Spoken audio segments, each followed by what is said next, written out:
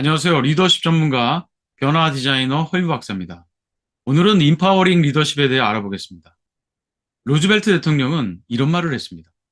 가장 유능한 리더는 뛰어난 자질의 사람들을 발굴하는 감각을 가진 사람이다.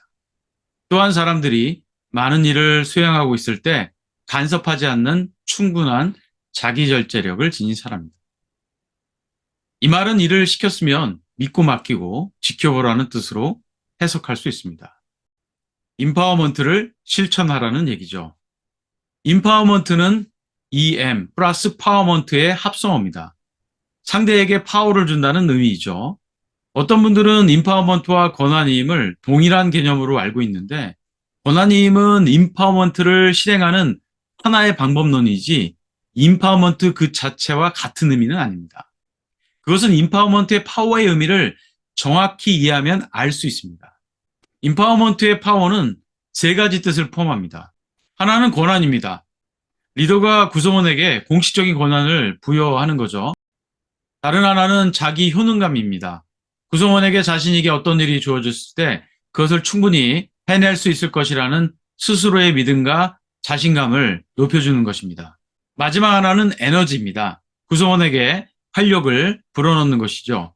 그래서 임파워먼트 리더십의 학문적 정의는 구성원들에게 무력감을 불러일으키는 조건이나 상황을 확인하고 제거해주고, 조직의 공식적인 제도와 비공식적인 리더십 기술을 활용해서 구성원의 효능감을 향상시키는 과정이라고 말합니다. 쉽게 얘기하면 구성원들을 통제하던 방식에서 자율적으로 참여하고 몰입할 수 있도록 권한과 능력, 그리고 에너지를 제공하는 것이 임파워링 리더십의 핵심이라고 정리할 수 있습니다. 리더가 임파워링 리더십을 실천하기 위해서 제일 먼저 해야 할 일은 구성원들이 어떤 상황과 조건에서 무력감을 느끼는지 확인하는 것입니다. 일반적으로 직원들은 다음과 같은 상황에서 무력감을 느끼게 되죠. 첫 번째, 개인의 역할이 무엇인지 명확하지 않을 때. 두 번째, 리더가 자신에게 해야 하는 행동과 결과에 대한 이유와 설명을 해주지 않을 때. 세 번째, 일의 의미와 목표가 없을 때. 네 번째, 발언권이 제한될 때. 다섯 번째, 리더가 지시일변도의 리더십 스타일을 발휘할 때. 여섯 번째, 의사결정에 대한 권한과 참여가 부족할 때. 마지막으로 비인격적으로 자신을 대할 경우 일할 맛도 안 나고 무력감, 즉 효능감과 에너지 수준이 떨어지게 됩니다. 또 리더가 구성원들이 무력감에 빠지지 않도록 임파워먼트를 실천할 수 있는 방법은 두 가지입니다. 하나는 구성원들 스스로 업무 목표를 설정하고 의사결정을 하고 책임과 권한 범위 내에서 문제를 해결할 수 있도록 일의 맥락과 업무 환경에 대해 권한을 위임해 주는 것입니다. 다른 하나는 효능감이 높아질 수 있도록 자존감을 높여주고 동기부여를 하는 것이죠. 두 번째 방법을 동기부여적 차원의 임파워먼트라고 합니다. 이것도 네 가지 차원에서 실천할 수 있는데요.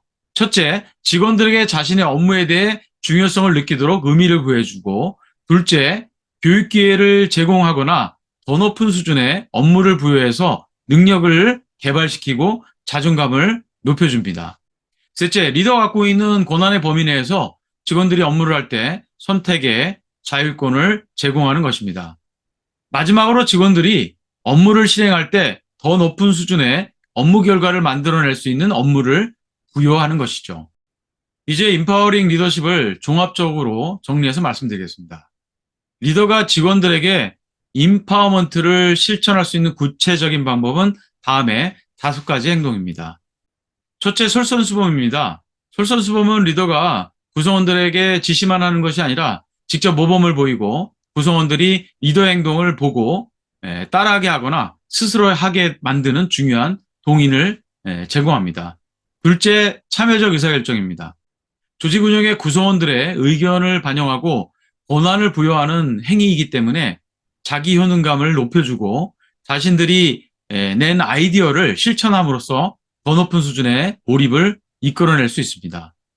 셋째, 코칭입니다. 코칭은 구성원들이 스스로 답을 찾고 해결하도록 안내하는 과정에서 자기 결정성을 높일 수 있습니다. 넷째, 정보 제공입니다. 직원들은 리더에게 더 많은 정보를 제공받을수록 존중받는 느낌을 갖고 그 일이나 대상에 대해서 심리적 오너십을 가질 수 있습니다. 마지막으로 관심 표출입니다. 리더가 구성원들에게 개인적 관심을 가지고 배려하고 염두해 줄 때 존중받는 느낌을 갖고 동기부여가 될 수 있습니다.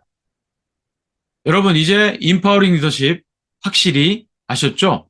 저도 오늘 제 강의를 들으신 분들은 인파워먼트가 뭡니까? 라는 질문을 받았을 때 권한위임입니다. 이렇게 단순하게 대답하지 않을 거라고 믿습니다. 오늘 끝까지 시청해 주셔서 감사합니다.